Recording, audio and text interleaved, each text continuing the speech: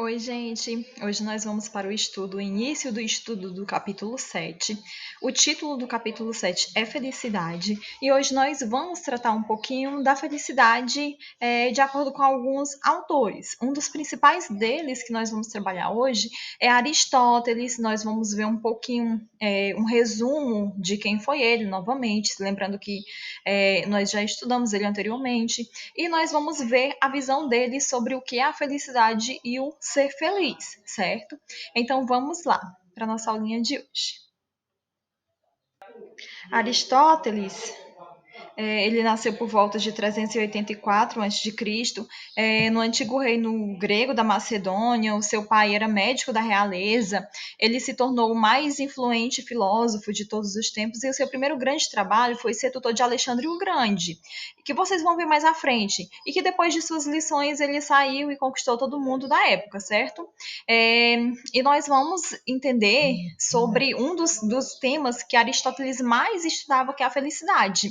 Aristóteles, ele era fascinado por como a realidade funcionava, desde o movimento da natureza, o nexo de casualidade existente entre todas as coisas, chegando a formular a filosofia primeira, certo? Que buscava sustentar o princípio primeiro de todas as coisas, ou seja, o motor imóvel das coisas, chamados pelos cristãos de Deus. E nós vamos estudar dois ensinamentos étnicos de Aristóteles: a felicidade, certo? Que a felicidade está na virtude, justa medida. E ele escreveu um livro que era Ética Nicômaco, certo? Que ele se deu o trabalho de identificar o que é que leva as pessoas a ter uma vida boa ou não. E ele dizia que é profundamente atual, e há encontros e paradigmas insustentáveis nesse livro. E ele disse que as características, ou desculpa, as pessoas, elas têm características em comuns, e tem uma espécie de excelência na vida ou nas ações. E ele propôs que nós devemos nos concentrar em identificar quais são as ações chamadas de virtudes, para que nós possamos estimulá-las em nós. E Aristóteles, ele concentrou-se em 11 virtudes: coragem, liderança, liberalidade, magnificência, respeito próprio, ascência, a felicidade, o humor, a amizade e a modéstia. E Aristóteles, ele também observou que cada virtude parecia estar entre dois vícios, entre a falta e o excesso. E é o que ele chama de justa medida entre os dois extremos de caráter. Por exemplo, no livro 4 da Ética, Aristóteles, ele observa o modo como as pessoas são melhores ou piores ao conversarem. Saber como manter uma conversa é um dos ingredientes chaves de uma vida feliz, segundo ele. E Aristóteles, ele reconheceu que algumas pessoas erram isso por não ter um senso de humor. A pessoa entediada é alguém que é inútil para qualquer tipo de interação social, porque não contribui com nada e se ofende com tudo. Porém, outros levam o amor ao extremo, certo? O bobo não resiste a uma piada, certo? E não poupa ninguém de piada. E as pessoas utilizam-se desse momento para dizer coisas que pessoas educadas não diriam, certo? Através de piadas. Então, ele diz que a felicidade está entre os dois extremos: o espirituoso, o discreto. Mas é muito difícil mudar um comportamento, certo? De acordo com a virtude moral. E a virtude moral é uma mudança de hábito.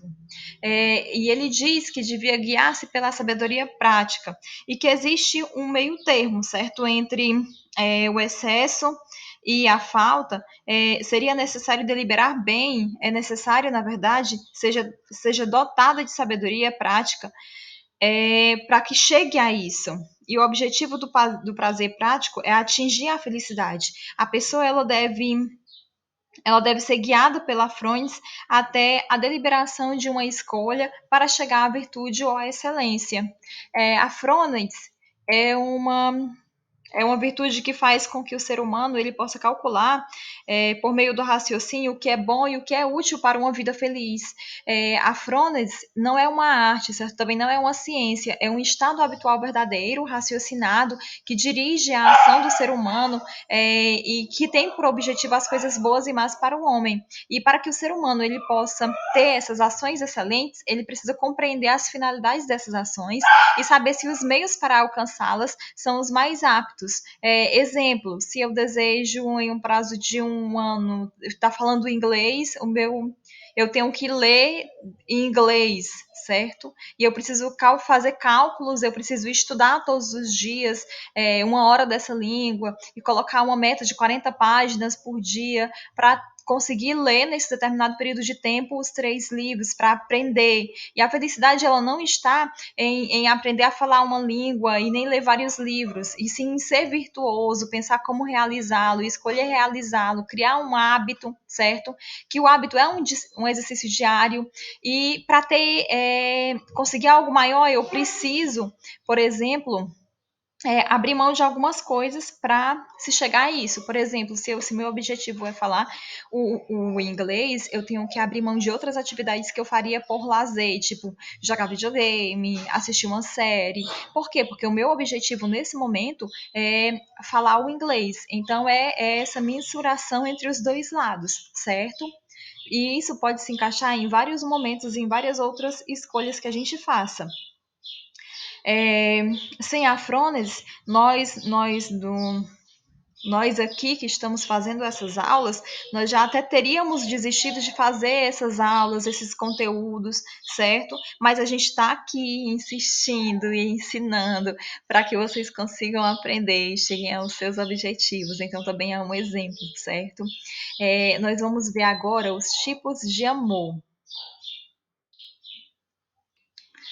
Gente, o livro de vocês ele traz uma subdivisão sobre os tipos de amor. Esses tipos de amor que nós vamos estudar hoje é o filia, o ágape e eros, certo? Então nós vamos entender um pouquinho sobre cada um deles agora. Nós vamos começar com o Eros, certo? O Eros é aquele em que amar é igual a desejar, certo? Ou seja, desejamos aquilo que amamos e amamos aquilo que desejamos. Em particular, esse amor ele encontra forças eróticas para se sustentar. E por se tratar de um amor platônico, esse amor ele deseja aquilo que não tem ou ama aquilo que deseja conquistar. É aquilo que desejamos e nos falta, certo? Sendo assim, uma das consequências desse amor é que quando ele realiza o seu desejo, o amor ele se desloca, ele vai para uma outra pessoa, uma outra realidade, um outro desejo. No entanto, esse amor ele também é suicidário, porque é muito comum que assim que se realiza esse desejo, esse amor perde o interesse. O segundo tipo de amor é o filia, certo? Nele não há um desejo por algo que não se tem, mas ele diz respeito muito mais a uma relação horizontal entre as pessoas, certo? Se trata de um amor, portanto, não se trata, na verdade, de um amor de posse, mas é um amor muito mais próximo de uma relação de amizade. É aquele amor na presença e não na ausência, certo? É um amor em que do outro esperamos sempre o melhor, cultivamos no outro sempre aquilo que o outro tem de melhor. Portanto, desenvolve-se nesse amor a virtude, certo? A virtude do outro e a nossa virtude, a virtude de si mesmo, ou seja, aquilo que nós temos de melhor nesse amor é valorizado, é cultivado.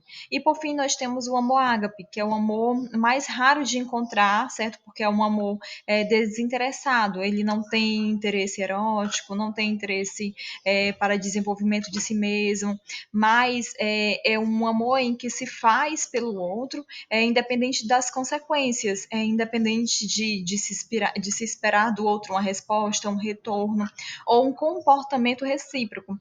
Portanto, esse amor ele é extremamente raro, porque ele não espera que o outro faça o que você faz. E é importante também falar que a nossa vida cotidiana nós experimentamos os 3 amores sem que eles sejam necessariamente excludentes, e também é possível desejarmos aquilo que não tem, com força erótica, e também na base da conquista. Nós podemos também amar de forma horizontal, em que esperamos que o outro desenvolva o melhor de si mesmo. e tem uma relação muito próxima com a amizade, né? Que o amor se dá na presença, e também amarmos o outro sem sequer conhecermos o outro, no sentido de amar o outro, independente das circunstâncias, e dar sem esperar receber. Então, esses são os três tipos de amor, certo? O amor na falta, o amor na presença e o amor incondicional em nossa vida cotidiana, certo? Espero ter explicado tudo isso para vocês, e qualquer dúvida é só ir ao Fórum da Disciplina para que eu possa solucionar, tá bom? Tchau, tchau.